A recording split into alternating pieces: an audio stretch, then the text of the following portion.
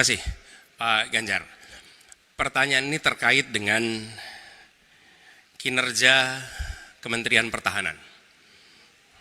Ketika tadi kita bahas sama-sama situasi pertahanan kita, Bapak tadi membahas tentang bagaimana belanja alutsista, bagaimana rencana tentang minimum force itu bisa dicapai dan lain-lain. Bapak melakukan review itu. Nah, di sisi lain, Bapak juga waktu itu pernah memberikan penilaian atas kinerja penegakan hukum di Indonesia. Bapak beri skor 5 atas kinerja hukum di Indonesia. Pertanyaannya sekarang terkait dengan pertahanan, berapa skor yang Bapak berikan atas kinerja Kementerian Pertahanan yang dipimpin oleh Bapak Prabowo? Silakan Pak Ganjar. Baik, masih ada waktunya Pak Anies? Cukup Pak Anies? Cukup. Baik, langsung saja kami persilakan Pak Ganjar untuk menjawab pertanyaan dari Pak Anies. Waktu Bapak 2 menit dimulai ketika berbicara, silakan. 5 juga. Saya punya datanya dan kemudian akan saya sampaikan.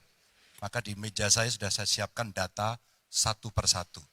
Namun demikian Mas Anies, tentu saja ada yang ingin saya sampaikan dari apa yang tadi sudah saya utarakan.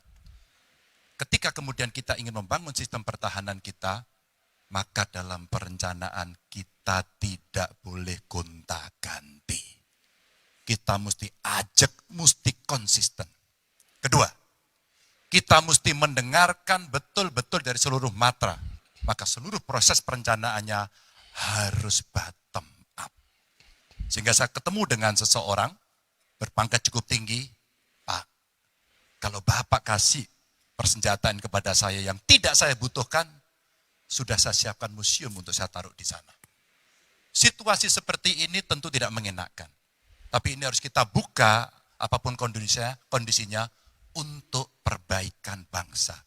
Kritik otokritik itu menyehatkan. Tidak ada kok rasa dengki di hati saya.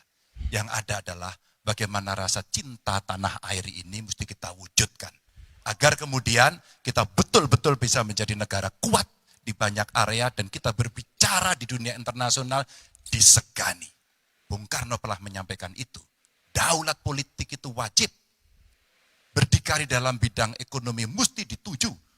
Dan kita punya kepribadian dalam kebudayaan. Sekarang daulat ekonomi pertahanan kita mesti kita tunjukkan.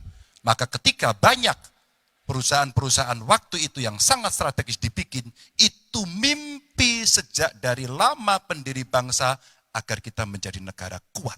Dan itulah yang sebenarnya kita-kita yang harus meneruskan itu. Begitu Mas Anies. Ya, makasih Pak Ganjar. Cukup Pak Ganjar. Baik Pak Anies. Silakan menanggapi jawaban dari Pak Ganjar, waktu 1 menit Pak Anies, silakan. Jadi TNI, tentara kita, polisi kita, semua bekerja luar biasa di lapangan. Kita harus berikan rasa hormat dan terima kasih. Karena mereka mengerjakan hal-hal yang sulit, hal-hal yang berat.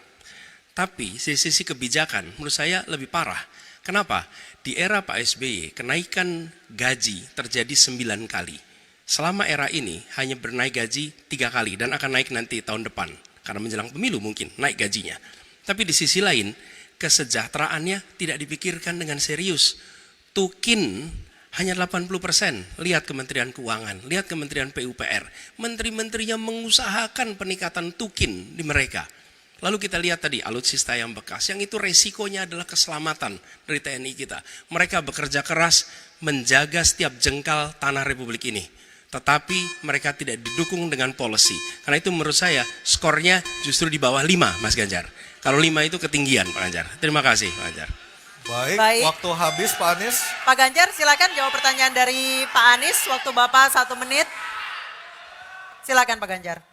Mas Anies gak usah takut. Disebut aja angkanya berapa gitu loh. Kayak saya gitu loh. Jangan di bawah 5, sebut aja berapa.